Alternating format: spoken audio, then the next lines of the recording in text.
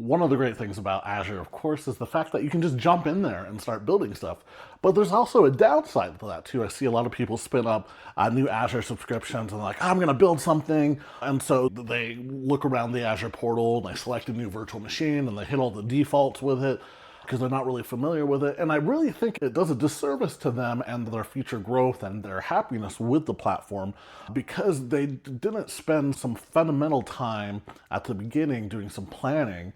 When you jump into Azure, treat it like you got a new building location, like you got a new office location. Because really that's what it is in Azure. Azure is your own site located in the Microsoft data center.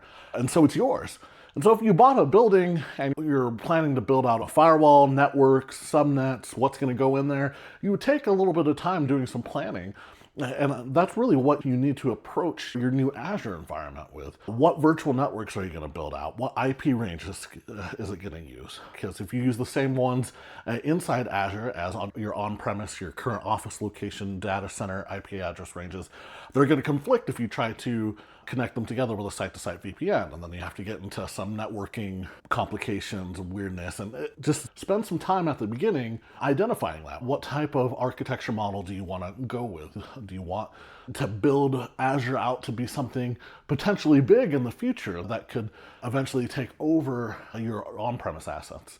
Or if you're not thinking that far ahead right now, just what is a good model that you can follow inside Azure as far as virtual networks and building out a DMZ, something that sits on the edge with things that are going to talk publicly to the internet, and having a internal for more of the backbone stuff that's going in your environment, like domain services. And just think about that type of architecture at the beginning, and then maybe a naming scheme. Really set yourself up for, what is a conventional naming scheme that I can follow for all of my assets that I build out inside Azure. Because, when you select the defaults that are in Azure, you're going to end up with just like VM1 resource group. It's going to end up in VM1 network with a default subnet.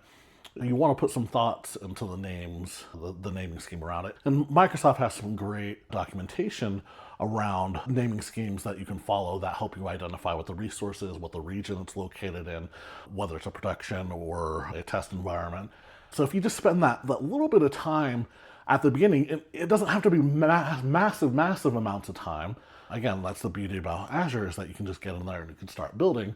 And worst case scenario, you can just delete all that stuff and rebuild it again as you learn stuff. But to avoid doing that, spend that core time just planning out the initial stages of your architecture inside Azure.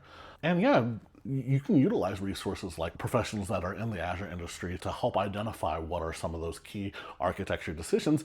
Microsoft documentation is great out there. Just do a little bit of research just to get that initial planning done.